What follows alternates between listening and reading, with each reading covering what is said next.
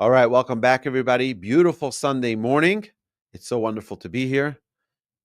Today, we're going to do another episode in our Everyday Judaism podcast. We are up to Siman 35, Siman Lamed Hey. Very interesting congratulations to everyone. We just finished the first book of the Art Scroll 5-part series of the Kitzur Shulchan Aruch of the Code of Jewish Law, the abridged Code of Jewish Law. Now we're starting the second book. Chapter 35 is talking about the laws of Challah. So before we talk about the laws of Challah, it's important for us to look in the Torah to see the actual verse that commands us to the mitzvah of Challah. Now, what is Challah? Challah means the separation of dough that is required when you make a loaf of bread. You have to separate away part of the dough to give it, back to Hashem. Okay, now we see here in verse number 17, Vayidaber Hashem al Moshe lemor. Hashem said to Moshe, saying, Daber el bnei Yisrael v'amarta alehem, speak to the Jewish people and say to them, Bevoachem el aretz, when you come to the land, asher ani mevi eschem shama, when you come to the land that I will bring you there, V'hoya ba'acholchem milechem haaretz, it shall be that when you eat from the bread of the land, torimu truma laHashem, you shall set apart a portion for Hashem.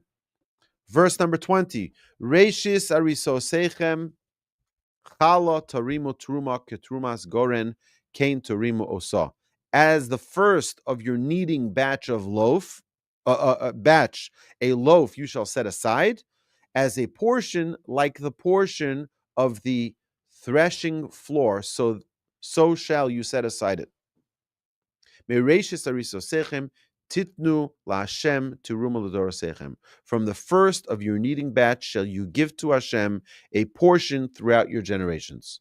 So we see here there's a mitzvah that when you have a batch of bread that you're about to bake, you have to separate a piece.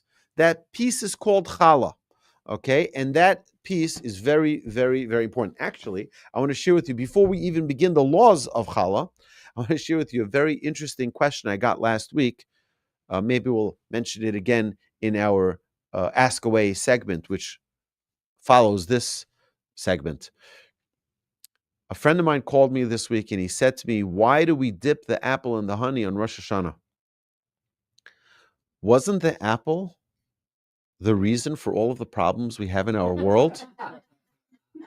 Wasn't the apple from Adam and Eve? What's going on here? So I said to him, it's a great question, but incorrect. What was eaten in the Garden of Eden, according to our sages, was not an apple tree. I don't know why they say it was an apple tree. Maybe they get it confused with George Washington's apple tree. Okay, it was not an apple tree, the cherry tree, whatever tree. It wasn't one of the fruits. What was it? Our sages tell us that it was a bread tree. It was a bread tree.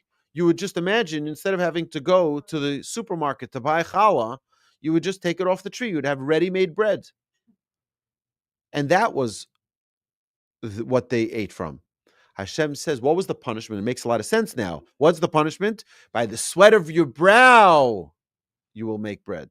Meaning, now you're not going to have ready-made bread. You're going to have the 11-step process of making bread, the entire process, which, by the way, if you remember when we spoke about the 11 different ingredients that were in the ketoret, in the incense, the 11 is the number of evil, meaning the 11-step process of the bread is the punishment for eating from the tree of knowledge. By the way, bread gives wisdom, gives knowledge. A baby, it says that being near a baby that has a dirty diaper, you can't recite a blessing after the baby starts eating bread. Before then, it's not considered to be dirty, so to speak. It's not considered to be unclean. After the baby eats bread for the first time, it's already considered. Why? Bread is wisdom. Bread is wisdom. Halacha says this. Bread infuses us with wisdom. Okay, we can get into the whole Kabbalistic reasoning for it another time. But when we have the apple, dipping the apple in the honey, it's not referring to the tree of knowledge. It's not referring to any of that. When we have challah being taken, why is it? And by the way, why is it specifically a mitzvah that most women take upon themselves? It's a very special mitzvah for women. Now, it's a mitzvah for men as well, but it's a special mitzvah for women because who fed Adam from the tree of knowledge? His wife. This is a tikkun. This is a repair. When a woman prepares the bread and feeds that to her husband, it's a repair for the sin that Eve brought about onto Adam. So, my dear friends, and we have a little bit of an insight of the mitzvah of challah. Let's begin seeing what the Kitzur Shulchan Aruch teaches us here about the laws of challah. The Torah commands that when kneading dough, one must set aside a portion of the dough to be given to the Kohen. This portion is called challah. By the way, the bread, the loaf of bread is not called challah. We call it challah bread or challah, and it's not true. The part you take is called challah. But because it's a great mitzvah, we call the whole bread a challah because of the mitzvah that we do with it. We take away part of the dough, we give it back to Hashem, and that's what we call the challah. We call the bread on what we took away, showing that we have full devotion, full commitment to Hashem and His commandments. In order for the challah to be eaten by the Kohen, the challah, as well as the Kohen, must be in a state of ritual purity. Challah that became tameh, ritually impure, may not be eaten and must be burned. Since nowadays we are unable to maintain the required level of purity, the challah must be burned after it is set aside from the dough. Biblically, the mitzvah of challah applies only in the land of Israel and only when all the Jewish people reside there. Nevertheless, the sages extended this requirement to separate challah to apply in all places and at all times. Halacha number 1.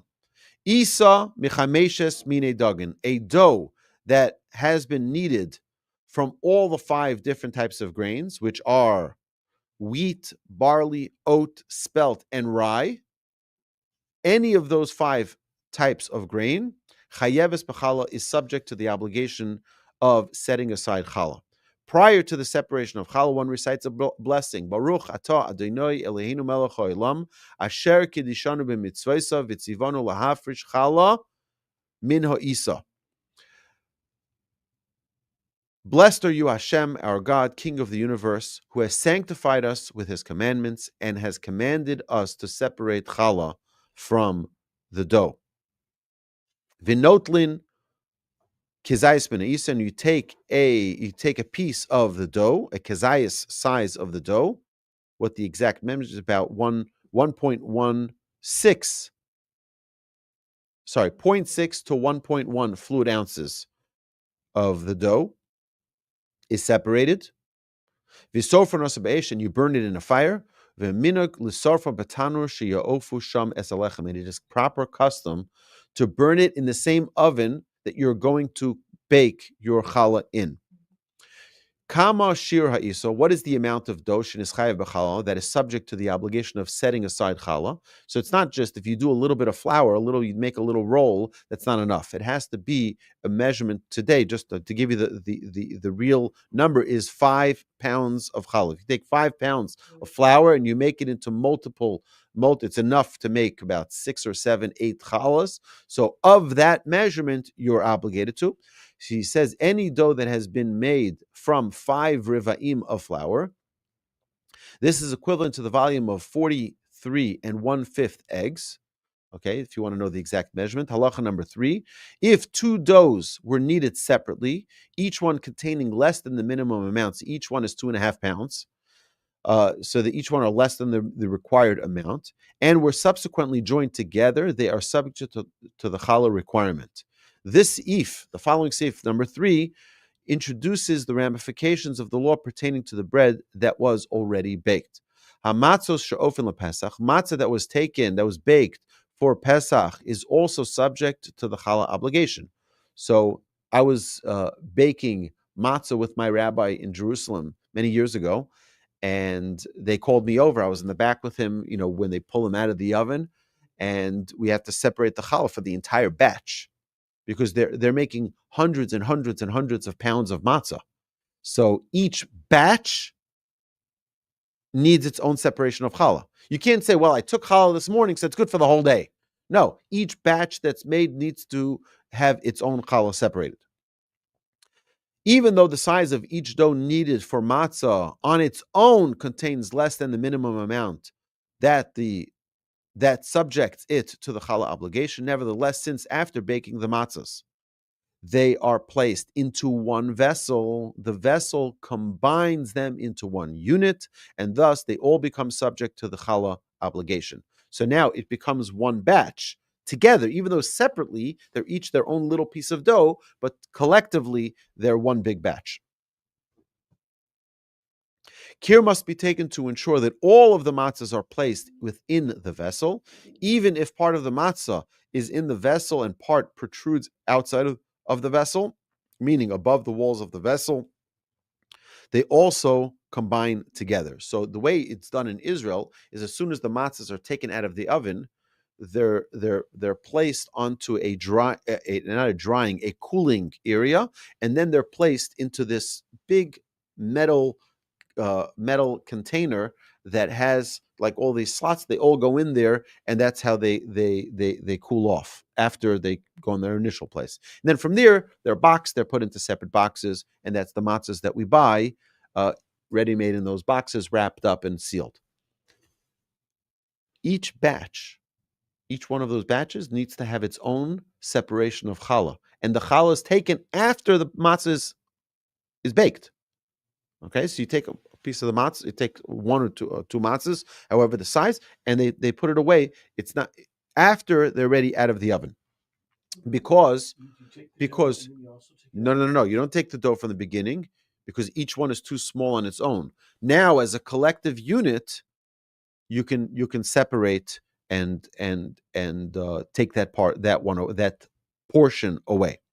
Care must be taken to ensure that all of the matzahs are placed within the vessel. Again, we said, even if part of it is protruding outside of the vessels, they may combine together. However, if there are entire matzahs situated only above, but not within the vessel, they do not combine with the others for the minimum amount required to set aside challah. Even if he covered them with a cloth, it is not effective to combine them. Nevertheless, if he places all of the matzahs in a sheet, and also covers them with a sheet by folding the sheets over the matzahs, so now they're like wrapped into one encasing, then the sheet has the effect of a vessel and combines them. Even if they are uncovered somewhat on top, in the center, where the ends of the sheet do not reach. But he should be careful that an entire matzah not protrude from the covering. So if it's a little bit of the matzah protruding, it's fine. But if it's a whole matzah outside of the batch, that would not be included in that taking of the challah. In the Kitzur's time, when Rabbi Gansfried, who wrote the Kitzur Shulchan Aruch, the author of this book, in his times, bakers would leave a portion of dough unbaked, whereupon it would become very sour, fermented. This dough, which is known as sourdough or starter dough, would be used as a leavening agent for subsequent batches of dough. This seif addresses the proper manner to comply with challah obligations with regard to this dough. He says, sourdough that is taken from the dough, so as to be used for another dough leaven. So it's now going to be serving for other loaves that will be baked later, must be taken before the challah of the dough it is taken from is set aside. However, sourdough that is being taken to be used to ferment the beverage called borscht must be removed from the dough only after they have been set aside for challah. On Pesach, the Torah prohibits owning all chametz, leavened grain products, including sourdough. Therefore, in order to bake bread after Pesach, the baker must acquire sourdough from a non-Jewish source.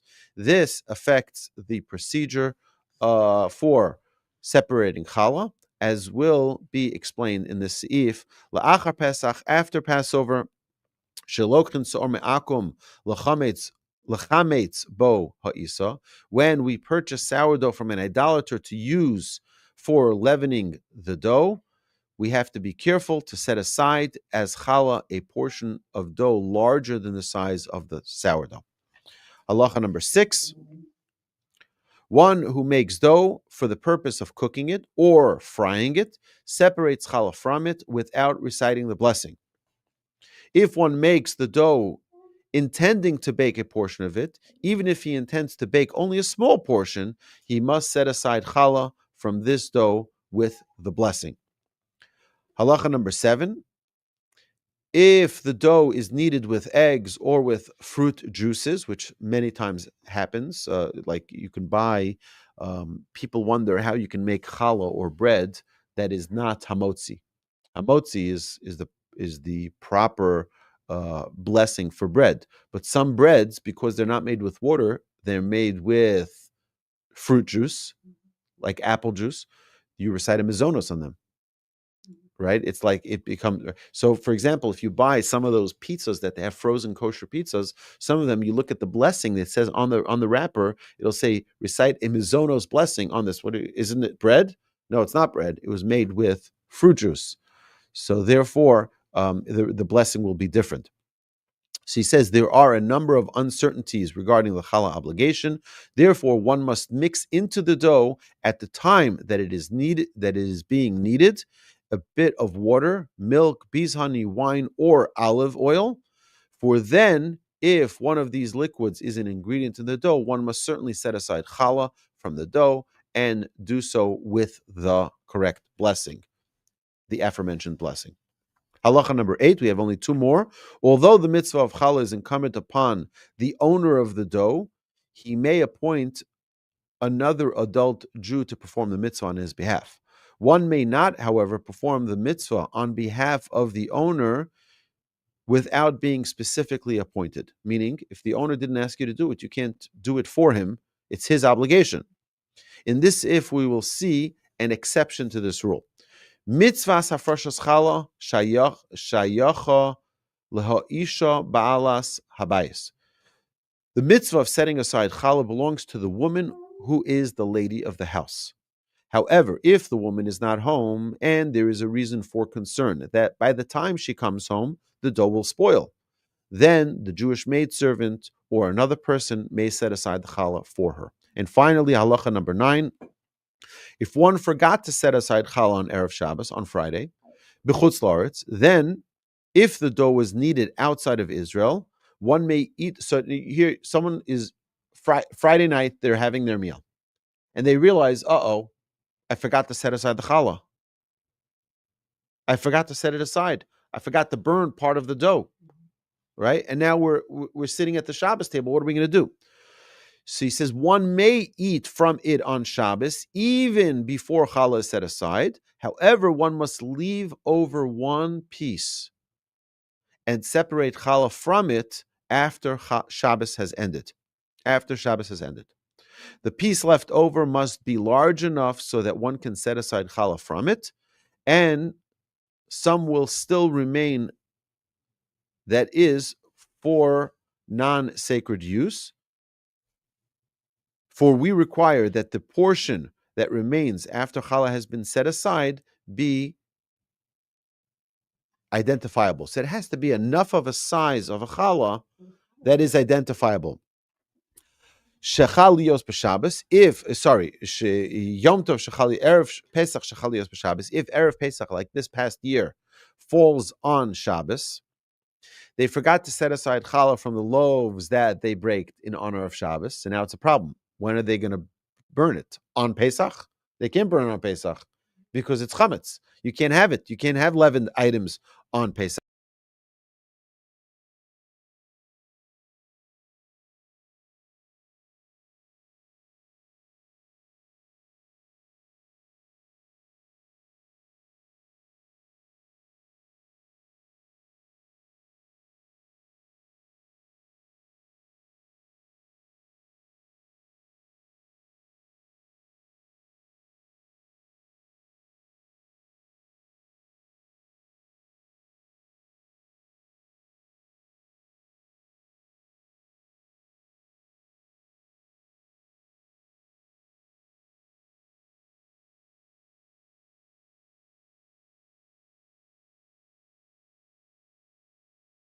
It's okay. Testing.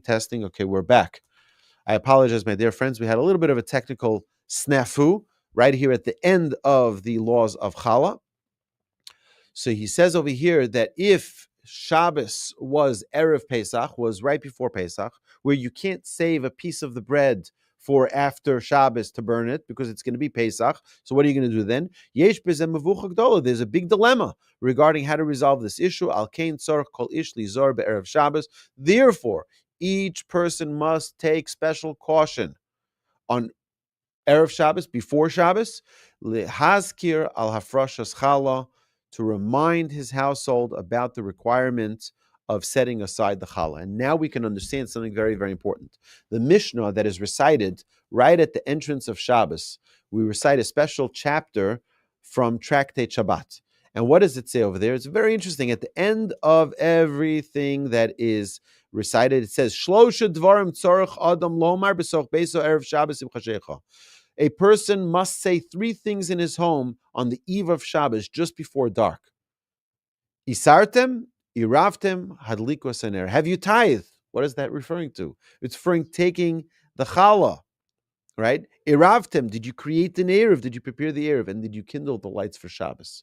Now we understand why it says that.